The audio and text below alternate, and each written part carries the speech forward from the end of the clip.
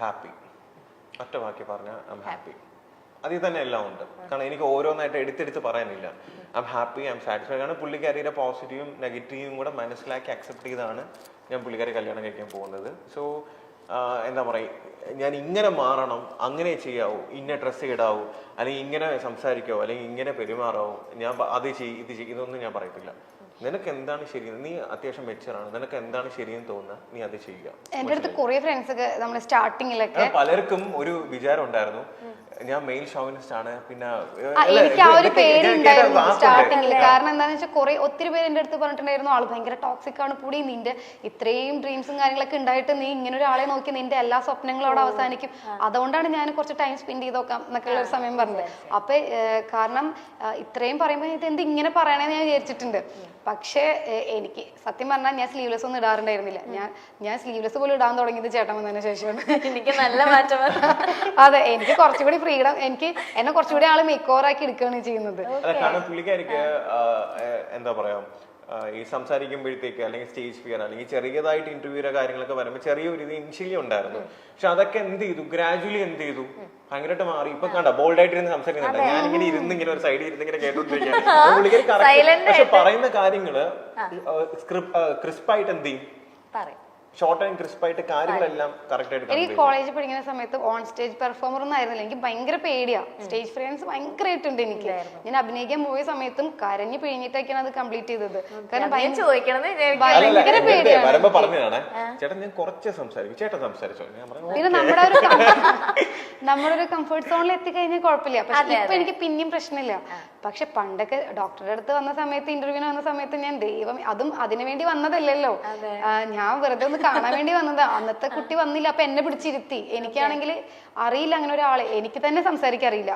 ആ സമയത്ത് ഞാൻ വേറൊരാൾ ഇന്റർവ്യൂ ചെയ്യണം പറയുമ്പോൾ ഞാൻ ആകെ കിളി പോയിട്ടാണ്. അതെ, അപ്പൊ അതുകൊണ്ട് ഞാൻ ഇങ്ങനെ മിണ്ടാതെ ഇങ്ങനെ നോക്കിയിരുന്നതൊക്കെ.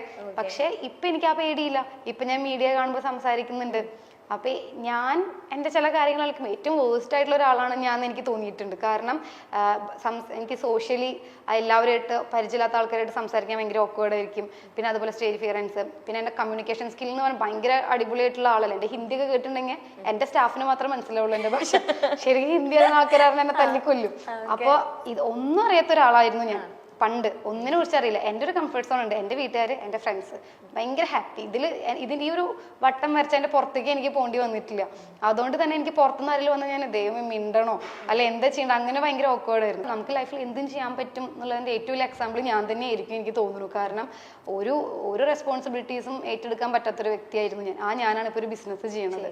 അതുപോലെ ഒരു മീഡിയയുടെ മുമ്പിലോ അറ്റ്ലീസ്റ്റ് ക്ലാസ്സിലൊക്കെ സെമിനാർ അവതരിപ്പിക്കുമ്പോൾ പോലും നീ പോ എന്നൊക്കെ പറഞ്ഞിട്ട് അപ്പുറത്തിരിക്കുന്ന കുട്ടിനെ പിടിച്ച് ഞാൻ പിന്നെ പോന്നൊക്കെ പറഞ്ഞിട്ട് ഞാനാണ് ഇപ്പൊ ഈ അടുത്ത് മീഡിയയുടെ അടുത്ത് സംസാരിക്കുന്നിട്ട് എന്റെ ക്ലാസ്മേറ്റ്സ് പൊടി നീ ഇങ്ങനെയൊക്കെ സംസാരിക്കോ. കാരണം കൈയൊക്കെ വിറച്ചിരിക്കുന്ന ഒരാളായിരുന്നു ഞാൻ ക്ലാസ്സിൽ പഠിക്കുമ്പോൾ. ആരും എന്നെ അങ്ങനെ കണ്ടിട്ടില്ല, ദേഷ്യപ്പെട്ട് പോലും എന്നെ കണ്ടിട്ടില്ല ആരും. അപ്പൊ ഞാൻ കുറച്ച് റൂഡായിട്ട് സംസാരിക്കുമ്പോൾ ഞങ്ങളാരും കണ്ടിട്ടില്ല. ഞാൻ പറയാൻ വന്നത് അതെ, ക്യാമറ എല്ലാം ഉണ്ട് കേട്ടോ, ഇതെല്ലാം റെക്കോർഡ് ചെയ്യുന്നുണ്ട്. ആള് സംസാരിച്ചു തുടങ്ങിയല്ലേ, ഇപ്പൊ നിർത്തത്തില്ല എന്ന് വെച്ചാൽ അങ്ങ് സംസാരിച്ചുകൊണ്ടേ അങ്ങനെയല്ല. ഞാൻ ഇപ്പൊ നോക്കണ്ട നിങ്ങൾ കാര്യം പറയുന്നതൊക്കെ സംസാരിച്ചുകൊണ്ടേ ഇരിക്കുക. മറ്റേ എയർപോർട്ടിൽ വെച്ചിട്ട് ഞാൻ കുറച്ച് റൂഡാണോ ഒന്നും അറിയില്ല, പക്ഷെ ഞാൻ അത്ര പോലും ഞാൻ സംസാരിക്കാറുണ്ടായിരുന്നില്ല. പക്ഷെ എനിക്ക് മനസ്സിലായി ഒരു ലൈഫിൽ ഒരു സ്റ്റേജ് എത്തുമ്പോൾ നമ്മൾ സംസാരിച്ച് പോവും. സാധാരണ എല്ലാവർക്കും പ്രോബ്ലംസ് ഉണ്ടാവുക എന്ന് വെച്ചിട്ടുണ്ടെങ്കിൽ അൺനെസസറി ആയിട്ടുള്ള കാര്യങ്ങൾ പറയാം, അല്ലെങ്കിൽ അൺനെസസറി ആയിട്ടുള്ള ആൾക്കാരെ പ്രൊവോക്ക് ചെയ്യാൻ പോവുക, അല്ലെങ്കിൽ അഭിപ്രായങ്ങളെങ്കിലും അറ്റ്ലീസ്റ്റ് പറയുമ്പോഴാണല്ലോ ഇങ്ങനെ ബാക്കിയുള്ള ആൾക്കാർ വന്ന് അറ്റാക്ക്. ഞാൻ ആലോചിക്കുന്നത് റോബിൻ ചേട്ടന് ഇഷ്ടപ്പെട്ടതിന് ശേഷം ഞാൻ ഒറ്റയ്ക്ക് എവിടെ ഒരു സ്ഥലത്ത് ഇന്റർവ്യൂ കൊടുത്തിട്ടില്ല. എൻ്റെ ലൈഫിൽ ഞാനായിട്ട് ചെയ്ത കാര്യങ്ങളുടെ നെക്സ്റ്റ് ഒരു സ്റ്റേജ് കഴിഞ്ഞിട്ട് മാത്രമേ ഞാൻ അങ്ങനെ ചെയ്യൂന്ന് ഓൾറെഡി ഞാൻ ഡിസിഷൻ എടുത്തിട്ടുണ്ടായിരുന്നു. അത്രയും റീച്ചുള്ള സമയത്ത് പോലും ഞാൻ എവിടെയും പോയിട്ടുണ്ട്. എനിക്കല്ല, റോബിൻ ചേട്ടൻ ഉണ്ടായിരുന്ന സമയത്ത് പോലും എന്നെ വിളിച്ച സമയത്ത് ഞാൻ പോയിട്ടില്ല. അതുപോലെ അപ്പൊ പിന്നെ ഞാൻ ഒരു കണ്ടസ്റ്റൻസിനെതിരെ ഒന്നും പറഞ്ഞിട്ടില്ല. ഞാൻ ഇവരെ ഗെയിം ഷോയുമായി ബന്ധപ്പെട്ട് എവിടെയും വന്നിട്ടുമില്ല. ബിഗ് ബോസ് തന്നെ വരെ കണ്ടിട്ടില്ല. എന്നിട്ട് പോലും എന്നെയും എൻ്റെ പ്രൊഫഷനെയും വരെ വലിച്ചയച്ചിട്ട് കുറെ പറഞ്ഞപ്പോൾ എനിക്ക് ഒത്തിരി വിഷമമായിരുന്നു. ഞാൻ എന്തിനാ ഞാൻ എന്താ ചെയ്തത്? പിന്നെ എനിക്കറിയാം ആളൊരു പാർട്ട്ണർ ആകുമ്പോൾ നല്ല പോസിറ്റീവ് കിട്ടുന്ന പോലെ നെഗറ്റീവ് കിട്ടും. പക്ഷെ അതിനൊരു ലിമിറ്റ് ഉണ്ടല്ലോ. ആ ലിമിറ്റും കഴിഞ്ഞ് ഒത്തിരി എനിക്ക് കിട്ടിയിട്ടുണ്ടായിരുന്നു. ആ സമയത്ത് എനിക്ക് വിഷമം, ഞാനൊന്നും പറയാതെ എന്തിനാണ് ഇങ്ങനെ പറയണതായിരുന്നു. ഇപ്പൊ എനിക്ക് ആ വിഷമം പോയി. ഞാൻ ഇടയ്ക്ക് ചോദിക്കാറുണ്ട്, കാരണം എന്നെ ഇഷ്ടപ്പെട്ടു എന്ന് പറഞ്ഞ ഒറ്റ കാര്യം കൊണ്ട് ഒരുപാട് വഴക്കും ചീത്തവിളിയും കേട്ടോണ്ടിരിക്കുന്ന ആരൊക്കെ റാൻഡം ആയിട്ടുള്ള ഫേക്ക് അക്കൗണ്ട്സ് റാൻഡം ആയിട്ടുള്ള ആൾക്കാരാവും കാരണം വേറൊരു പെൺകുട്ടിയാണെന്നുണ്ടെങ്കിൽ ഞാൻ എന്തിനും ഇത് കേൾക്കേണ്ട കാര്യം കാണും, ഇതിന്നും ബെറ്റർ ആയിട്ടുള്ള ഒരു ഓപ്ഷൻ എനിക്ക് കിട്ടത്തില്ല, എന്തിനാ ഞാൻ ഇങ്ങനെ കേട്ടോണ്ടിരിക്കുന്നതെന്ന് പലർക്കും ചിലപ്പം പലരും ചിന്തിക്കാം. പക്ഷെ അങ്ങനെയുള്ള സമയത്തും പുള്ളിക്കാരൻ എന്ത് ചെയ്തു, അതിലൊന്നും ബോധർ ചെയ്തില്ല. ഇപ്പൊ എനിക്ക് വിഷമം കുറച്ച് കുറവ് എന്താ വെച്ചാല് അന്ന് എയർപോർട്ടിലൊക്കെ വെച്ച് രണ്ട് മൂന്ന് വാക്കുകൾ ഞാൻ പറഞ്ഞിട്ടുണ്ടായിരുന്നു. അതെ, ഇനി കേട്ടല്ലോ, ഓക്കെ അന്ന് ഞാൻ റിയാക്ട് ചെയ്തിട്ടുണ്ടായിരുന്നല്ലോ, അതിന്റെ ബാക്കി കിട്ടിക്കോട്ടെ എന്നുള്ളൊരു സമാധാനം ഉണ്ട്. മറ്റത് എനിക്ക് വിഷമമായിരുന്നു, കാരണം ആ പരിസരത്തേക്ക് വരാതെ ഞാൻ എന്റെ പ്രൊഫഷൻ മാത്രം നോക്കി പോവാ. അപ്പൊ എന്നെ എന്റെ പ്രൊഫഷനെ വലിച്ചിട്ടിട്ട് ഇങ്ങനെ എന്നിട്ടും ഞാൻ റിയാക്ട് ചെയ്യുന്നില്ല. ഇപ്പോഴും അതിനെ റിയാക്ട് ചെയ്തിട്ടില്ല, ഒന്നും പകരമായിട്ട് ഞാൻ സംസാരിക്കാൻ വന്നിട്ടില്ല. എന്നിട്ട് എന്തിനാ അങ്ങനെ പറയണേന്ന് ഒരു തോന്നലുണ്ടായിരുന്നു. പക്ഷെ ഇപ്പൊ ഞാൻ അന്ന് ഒന്ന് രണ്ട് സ്ഥലത്ത് കുറച്ച് മറുപടികളൊക്കെ പറഞ്ഞിട്ടുണ്ടായിരുന്നു പ്രതികാരമായിട്ട്. പ്രതികാരമല്ല, കുറച്ച് പറഞ്ഞിട്ടുണ്ടായിരുന്നു അത്ര പോലും. അപ്പൊ ഓക്കെ, അറ്റ്ലീസ്റ്റ് ഞാൻ റിയാക്ട് ചെയ്തല്ലോ, ഇനി കേൾക്കുകയാണെങ്കിലും പ്രശ്നമില്ല എന്നുള്ളൊരു സംഭവം വന്നു. പിന്നെ പലർക്കും ലൈക്ക് എൻ്റെ ഒരു അപ്ഡേറ്റ് എന്താന്നുള്ളത് പലരും ചോദിക്കാറുണ്ട്. സി ഇപ്പൊ ഞാൻ ഒരു എന്താ പറയാ, ഞാനൊരു നോർമൽ മിഡിൽ ക്ലാസ് ഫാമിലിയിൽ നിന്ന് വന്ന ഒരു സാധാരണ ഒരാളാണ്. അപ്പൊ എനിക്ക് ചെറിയ ചെറിയ ആഗ്രഹങ്ങൾ എൻ്റെ ലൈഫിലുണ്ട്, മനസ്സിലായില്ലേ? എന്ന് വെച്ചാൽ എന്താ പറയാ, എന്തെങ്കിലുമൊക്കെ അച്ചീവ് ചെയ്യണം, ചെറിയ ചെറിയ കാര്യങ്ങൾ, അല്ല വലിയ വലിയ ഡ്രീംസും കാര്യങ്ങളൊന്നുമില്ല. അപ്പം അങ്ങനെ ഞാൻ എൻ്റെ ലൈഫിൽ ഇപ്പം ഡോക്ടറായിട്ട് വർക്ക് ചെയ്തിരുന്ന സമയത്തും ഞാൻ കോവിഡ് ആയിരുന്ന സമയത്ത് 2 വർഷം സോഷ്യൽ മീഡിയ ആക്റ്റീവേ ഇല്ലായിരുന്നു. ഞാൻ അങ്ങനെ ഒന്നും ചെയ്യാറില്ല. എപ്പോഴെങ്കിലും റാൻഡമായിട്ട് എൻ്റെ ഏതെങ്കിലും പഴയ വീഡിയോ എടുത്ത് പോസ്റ്റ് ചെയ്യുന്നതല്ലാതെ ഒന്നും ചെയ്യാറില്ല. 2 വർഷം കംപ്ലീറ്റ് ഡ്യൂട്ടി ആയിരുന്നു. അപ്പോൾ ആ കഴിഞ്ഞതിന് ശേഷമാണ് പെട്ടെന്ന് എന്ത് ചെയ്തത്, ഇങ്ങനെ ഒരു ഷോയിൽ വന്നതും ഇങ്ങനെയുള്ള കാര്യങ്ങളെല്ലാം സംഭവിച്ചത്. അപ്പം പലർക്കും ലൈക്ക് എല്ലാം പെട്ടെന്ന് വേണം, അടുത്ത അപ്ഡേറ്റ് എന്താണ്, ഇഷ്ടം കൊണ്ടായിരിക്കാം ചിലർ.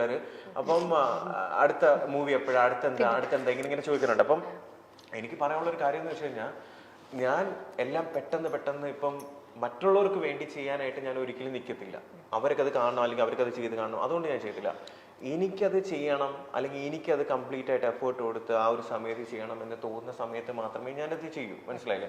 എൻ്റെ ഒരു ആഗ്രഹമാണ്. കാരണം കുട്ടിക്കാലം മുതലേ നമ്മൾ ഈ ബിഗ് സ്ക്രീനും കാര്യങ്ങളെല്ലാം കാണുമ്പോഴത്തേക്ക്, കാരണം ലാലേട്ടനെയൊക്കെ കാണുമ്പോൾ അല്ലെങ്കിൽ മമ്മൂക്കേനെയൊക്കെ കാണുമ്പോഴത്തേക്ക് ഒക്കെ ഭയങ്കര സ്റ്റാർസാണ് അവർ, മനസ്സിലായില്ലേ? കാരണം ഞാൻ സുരേഷ് ഗോപി സാറിനെ മാത്രം ഹോസ്പിറ്റലിൽ ഡ്യൂട്ടി ചെയ്തിരുന്ന സമയത്ത് കണ്ടിട്ടുണ്ട്, പുള്ളിങ്ങനെ ബ്രദർ അഡ്മിറ്റ് ചെയ്യുന്ന സമയത്ത് കണ്ടിട്ടുണ്ട്. അപ്പോൾ എന്നെ രാത്രി ആകുമ്പം ഞാൻ നൈറ്റ് ചെയ്യുന്നത്, അപ്പോൾ എന്നോട് സംസാരിക്കാറുണ്ട്. അപ്പം ഞാൻ അന്ന് എനിക്ക് 2018 അപ്പോൾ ഞാൻ പുള്ളിക്കാരൻ ചോദിച്ചത്, ഡിസ്ചാർജ് ആയി പോകാൻ പോയി പുള്ളിക്കാരൻ്റെ ബ്രദർ. അപ്പം ലാസ്റ്റ് ദിവസം വന്നപ്പോൾ ഞാൻ ഇങ്ങനെ രാത്രി പറഞ്ഞു, സാർ എനിക്കൊരു ആഗ്രഹമുണ്ട്, ഇനി സിനിമയൊക്കെ ചെയ്യണമെന്നുണ്ട്, എങ്ങനെയാണെന്ന് അറിയത്തില്ല, എനിക്ക് ആരുമായിട്ടും കോണ്ടാക്ട് ഇല്ല. അപ്പം എൻ്റെ അടുത്ത് സുരേഷ് ഗോപി സാർ പറഞ്ഞ ഒറ്റ കാര്യമുണ്ട്, ഡോക്ടറെ റോബിൻ നീ മാക്സിമം ഹാർഡ് വർക്ക് ചെയ്ത് സ്വന്തമായിട്ട് വരാൻ ശ്രമിക്കാം. ആരുടെയും കെയർ ഓഫിലോ അല്ലെങ്കിൽ ആരും റെഫർ ചെയ്തിട്ടല്ല വരേണ്ടത്, മനസ്സിലായി? എനിക്ക് വേണമെങ്കിൽ നിന്നെ പരിചയപ്പെടുത്തി തരാം, പക്ഷെ അങ്ങനെ വന്നാൽ അത് നിലനിൽക്കത്തില്ല. നീ സ്വന്തമായിട്ട് കഷ്ടപ്പെട്ട് വന്നാലേ നിനക്ക് എന്ത് ചെയ്യത്തുള്ളൂ, അത് നിലനിൽക്കാൻ പറ്റത്തുള്ളൂ എന്ന് പുള്ളിക്കാരൻ പറഞ്ഞു. അപ്പം അതിനുശേഷം സത്യം പറഞ്ഞാൽ ലൈക്ക് ഞാൻ റീസെന്റ് പുള്ളിക്കാരനെ ഒന്ന് കണ്ടായിരുന്നു, റാൻഡമായിട്ട് കണ്ടതാണ്. അപ്പം ഞാനിങ്ങനെ പുള്ളിക്കാരൻ്റെ അടുത്ത് പറഞ്ഞു, സാർ എന്നെ അറിയാമോ എന്ന് ചോദിച്ചപ്പോൾ വലിയ ഇതില്ല. അപ്പം ഞാൻ പറഞ്ഞു, സാർ ഇങ്ങനെ ഹോസ്പിറ്റലിൽ അന്ന് കണ്ടിട്ടുണ്ടായിരുന്നു, ഞാൻ ഇങ്ങനെ ഷോയിലൊക്കെ പോയി, ഓക്കെ എന്ന് പറഞ്ഞിട്ട് എന്ത് ചെയ്തു, ജസ്റ്റ് ഇങ്ങനെ സംസാരിച്ചായിരുന്നു. അപ്പം ഞാൻ ഇങ്ങനെ പറയും, സാർ എൻ്റെ അടുത്ത് അന്നൊരു വാക്ക് പറഞ്ഞിട്ടുണ്ടെന്ന്, സ്വന്തമായിട്ട് കഷ്ടപ്പെട്ട് അധ്വാനിച്ച് നമ്മൾ വന്നാൽ മാത്രമേ അത് നിലനിൽക്കത്തുള്ളൂ എന്നുള്ളത്. സോ എനിക്ക് ആ ഒരു ഇത് ഞാൻ സ്വന്തമായിട്ട് എഫേർട്ട് ഇട്ട്, സ്വന്തമായിട്ട് കഷ്ടപ്പെട്ട്, സ്വന്തമായിട്ട് ഹാർഡ് വർക്കും സ്മാർട്ട് വർക്കും ചെയ്തിട്ടാണ് ചെറുതായിട്ട് എന്തെങ്കിലുമൊക്കെ അച്ചീവ് ചെയ്ത് വരുന്നത്. അപ്പം അത് ഇനിയും, കാരണം എനിക്ക് ആ റൂട്ട് അറിയാം. കാരണം ഒരു പ്രാവശ്യം നമ്മൾ ഒരു കാര്യം ചെയ്ത് കഴിഞ്ഞാൽ നമുക്ക് ആ റൂട്ട് അറിയാം, എങ്ങനെ അതിലേക്ക് വരണം എന്നുള്ളത്. സോ ഒബ്വിയസ്ലി എൻ്റെ സിനിമ എന്ന് പറഞ്ഞ ഒരു മോഹവും എന്ത് ചെയ്യും, കാരണം ലാലേട്ടനൊക്കെ ബിഗ് സ്ക്രീനിൽ കാണുമ്പോൾ ഞാൻ ഒരിക്കൽ പോലും മനസ്സിൽ ചിന്തിച്ചിട്ട് പോലും ഇല്ല എന്നെ ഇങ്ങനെ എൻ്റെ അടുത്ത് റോബിനെ എന്ന് പേര് അറിയോ. ഞാൻ ഇടയ്ക്കിടയ്ക്ക് സാർ എന്നെ ചീത്ത വിളിക്കുന്ന വീഡിയോ അല്ലെങ്കിൽ വഴക്ക് പറയുന്ന വീഡിയോ ഒക്കെ എന്ത് ചെയ്യും, ഇടയ്ക്കിടയ്ക്ക് ലാലേട്ടനാണ് എന്നെ വഴക്ക് പറയുന്നത്. ഓ അത് കേൾക്കുമ്പോൾ ലാലേട്ടന്റെ വഴക്ക് പറയുന്നത്, എന്തൊരു സന്തോഷം. അത് പറഞ്ഞ എനിക്കത് ഭയങ്കര സന്തോഷം. കാരണം നമ്മളൊക്കെ ബിഗ് സ്ക്രീനിൽ കാണുന്ന ഒരു ലെജൻഡ് നമ്മൾ എന്ത് ചെയ്യുന്നു, നമ്മളെ വഴക്ക് പറയുന്നു, റോബിനെ അങ്ങനെ ഇങ്ങനെയാണ്, നിനക്ക് വേണോ പോണോ, ഞാൻ ഇങ്ങനെയാണ് പറയുന്നത്. ഞാൻ ആലോചിക്കുമ്പോൾ എനിക്ക് സത്യം ഭയങ്കര സന്തോഷം തോന്നാറുണ്ട്. അപ്പൊ എൻ്റെ ഒരു ആഗ്രഹമാണ് സിനിമ എന്നുള്ളത്. അത് ഞാൻ കാരണം എൻ്റെ ഫീൽഡ് അല്ലായിരുന്നു സിനിമ അല്ലെങ്കിൽ ഈ ഒരു ഇൻഡസ്ട്രി എന്ന് പറയുന്നത്. അപ്പൊ ഇതിലേക്ക് വരുമ്പോൾ ഒരുപാട് കാര്യം എടുത്തുചാടി ചെയ്യാൻ പറ്റുന്നത്. ഞാൻ ഇപ്പോഴും പറയുന്നു, ഭയങ്കര അതിഗംഭീരമായിട്ടുള്ള വലിയ സംഭവം ഒന്നും ആയിരിക്കുന്നില്ല ഞാൻ ചെയ്യുന്നത്. ചെറിയൊരു സംഭവം, ചെറിയ എൻ്റെതായിട്ടുള്ള ലിമിറ്റേഷൻസിൽ ഞാനത് ചെയ്യും. അത് എന്നെ ഇഷ്ടമുള്ളവർ കാണുക, സപ്പോർട്ട് ചെയ്യുക, അനുഗ്രഹിക്കുക. ഇങ്ങനെ കാരണം ഞാൻ പറയില്ലേ, എനിക്ക് എല്ലാവരും എന്താണ് റോബിൻ അച്ചീവ് ചെയ്തത്, എന്താണ് റോബിൻ്റെ അച്ചീവ്മെന്റ് എന്നാണ്. എൻ്റെ അച്ചീവ്മെന്റ് എന്ന് പറയുന്നത്, ഞാൻ ഇന്നേ വരെ എൻ്റെ ജീവിതത്തിൽ കാണാത്ത ഒരുപാട് പേര് എന്നെ സ്നേഹിക്കുക, സിൻസിയറായിട്ട് സ്നേഹിക്കുക, അവരെനിക്ക് വേണ്ടി പ്രാർത്ഥിക്കുക, മനസ്സിലായില്ലേ? അവരുടെ ബ്ലെസ്സിങ്സ്, അനുഗ്രഹം, അത് തന്നെയാണ് എൻ്റെ ഏറ്റവും വലിയ അച്ചീവ്മെന്റ് എന്ന്. അത് അന്നും ഇന്നും ഇനി എന്നാണെങ്കിലും ഞാൻ ആഗ്രഹിക്കുന്നത്. കാരണം അതെന്ന് പറയുന്നത് നമുക്ക് എത്ര കാശ് കൊടുത്താലോ എത്ര ഇത് ചെയ്താലോ, അല്ല ഞാൻ പറഞ്ഞ മറ്റുള്ളതെല്ലാം മെറ്റീരിയലിസ്റ്റിക് ആണ്. അല്ല ഞാൻ പറഞ്ഞ മെറ്റീരിയലിസ്റ്റിക് ആണ്. അതെന്ന് പറയുന്നത് ഓക്കെ, അത് സ്നേഹത്തിൽ പലരും തരുന്നത്. പക്ഷെ ഒരാൾ മനസ്സറിഞ്ഞ് നമുക്ക് വേണ്ടി പ്രാർത്ഥിക്കുക, മോനെ നീ ഓക്കെ ആണോ, നീ ഫുഡ് കഴിച്ചോ, നീ നന്നായിരിക്കണം എന്ന് ചിലപ്പോൾ ആ ഒരു വ്യക്തിനെ ഞാൻ ചിലപ്പോൾ കാണുന്നില്ല. അങ്ങനെ പ്രാർത്ഥിക്കുന്ന, എനിക്ക് വേണ്ടി എന്നെ സിൻസിയറായിട്ട് സ്നേഹിക്കുന്ന ഒരുപാട് പേര് ചിലപ്പോൾ ഈ വീഡിയോ കാണുന്നുണ്ടായിരിക്കും. എനിക്ക് നിങ്ങളിലൊക്കെ ചിലപ്പോൾ നിങ്ങളെ കാണുന്ന പോലും എനിക്ക് അറിയത്തില്ല. പക്ഷെ എൻ്റെ സ്നേഹം നിങ്ങളിൽ എപ്പോഴും ഉണ്ടായിരിക്കും. അത് മാത്രമേ എനിക്ക് മതി. അത്ര